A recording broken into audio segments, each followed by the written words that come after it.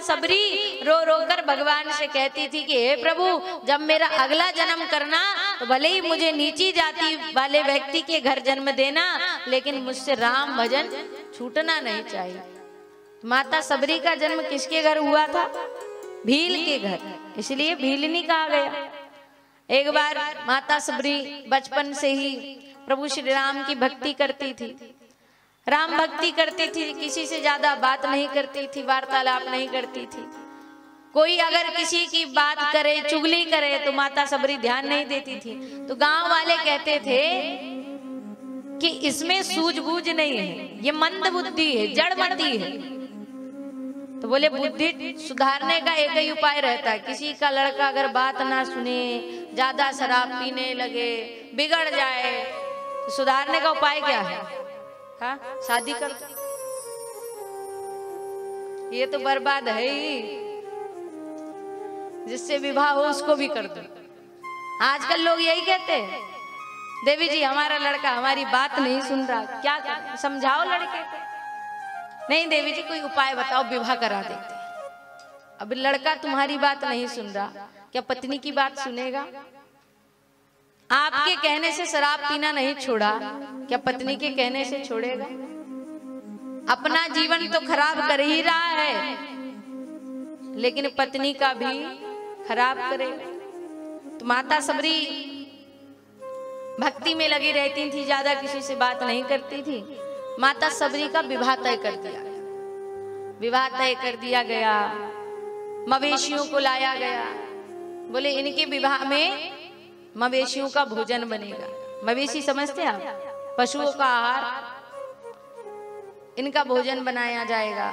एक दिन माता सबरी बैठी हुई थी कि माता सबरी की माँ आकर के बालों में तेल लगा करके केस सुलझाने लगी, प्रेम से बात करने लगी। माता सबरी सोच रही हैं कि आज तक इतने प्रेम से मेरी माँ ने कभी मेरे केस नहीं संवारे, आज क्या बात है? माता सबरी ने कहा मैया क्या बात है, आज बड़ा प्रेम आ रहा है। माता ने कहा अरे सबरी अब तू जाने वाली है ना, तेरा विवाह होने वाला है। माता सबरी ने कहा मेरा विवाह?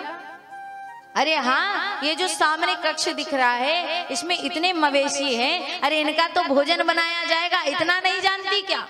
माता सबरी ने विवाह की बात सुनी तो वहीं खड़ी थी, लेकिन जैसे ही सुना कि मेरे विवाह में इन निर्दोष जीवों की हत्या की जाएगी, इनका भोजन बनाया जाएगा, तो अपनी माता से हाथ छुड़ा करके माता सबरी वन की ओर भाग गई। और जाते जाते उस कक्ष का दरवाजा खोल दिया जिसमें निर्दोष जीव थे। उन जीवों ने कहा कि हे सबरी तूने हमें मुक्त किया है, भगवान तुझे मुक्ति देंगे। माता सबरी आज वन की ओर गई, वन में गई। एक तो स्त्री जाति की भीलनी वन में जाकर के जो आश्रम है वहां पर प्रयास किया कि कोई शरणागति दे, लेकिन स्त्री जाति को कौन शरणागति देगा? सबने कहा देखो तुम स्त्री ऊपर से जात की भीलनी, हम तुम्हें अपने साथ नहीं रख सकते, चलो जाओ। माता सबरी रोने लगी, मन में विचार आया हे प्रभु कहीं मुझसे आपकी पूजा ना छूट जाए। तो इसलिए माता सबरी ने मन ही मन विचार किया कि मैं चोरी चोरी छुप छुप कर और प्रभु की सेवा किया करूंगी। तो एक आश्रम था मतंग मुनि का आश्रम। मतंग मुनि के जागने से पूर्व माता सबरी जाकर के आश्रम की सफाई कर दे, जो पूजन में पुष्प लगते थे पुष्प ला करके रख देती थी, जो लकड़ियां लगती थी हवन इत्यादि के लिए समिधा लगती थी वो ला करके रख देती थी। लेकिन कोई देख नहीं पाता था कि ये सेवा कर कौन रहा है। सेवा नजर आती थी लेकिन सेवादार नजर नहीं आता था। एक दिन मतंग ऋषि ने देखा कि मेरे उठने के पूर्व जागने के पूर्व ये सेवा करता कौन है। मतंग ऋषि ने अपने सेवकों को बुलाया, पूछा ये कार्य तुमने किया? बोले नहीं महाराज हम तो आपके जागने के बाद जागते हैं। तो बोले ये कार्य करता कौन है, आज मैं स्वयं देखूंगा। मतंग मुनि आज सारी रात्रि सोए नहीं, जाग रहे थे, छुप करके देख रहे थे, देखूं तो ये कार्य करता कौन है। माता सबरी आई, आज झाड़ कर आंगन को साफ कर दिया, पुष्प ला करके एकत्रित कर दिए, समीधा ला करके रख दी, पूजन की सामग्री एकत्रित कर दी और माता सबरी जाने लगी।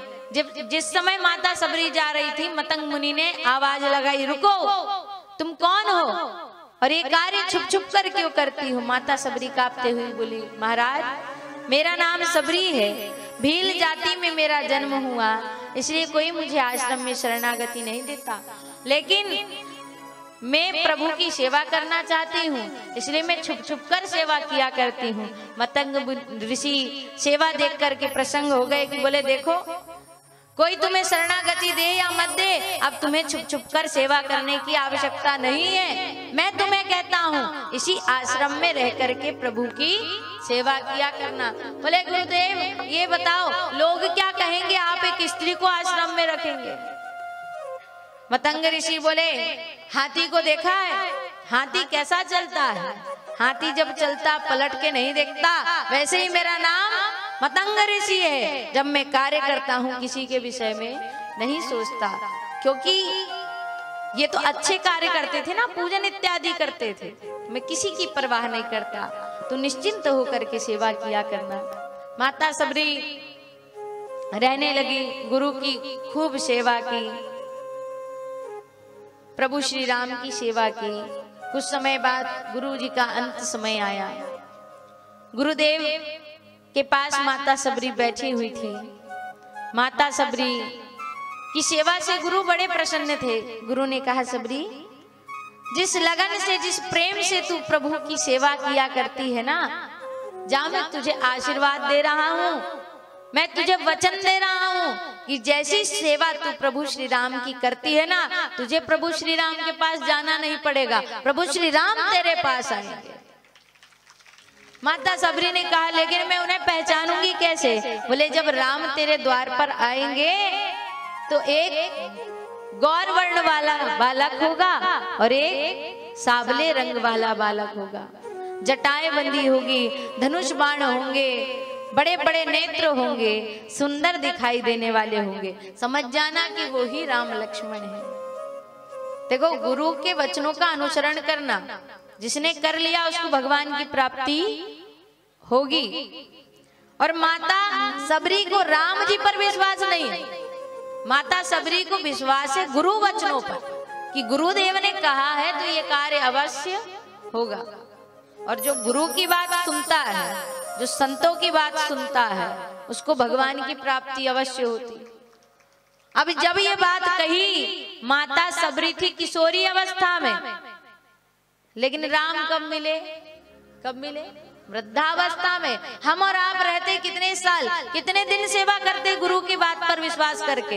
हृदय से बताना, चिंतन करके बताना। 4 दिन, 4 महीने, 4 वर्ष, इससे ज्यादा नहीं कर पाते। अरे कुछ भी कह रहे, महाराज आने के होते अब तक आ जाते। लेकिन ये विश्वास था माता सबरी का गुरु वचनों पर कि मेरे गुरुदेव ने कहे हैं प्रभु श्री राम आएंगे।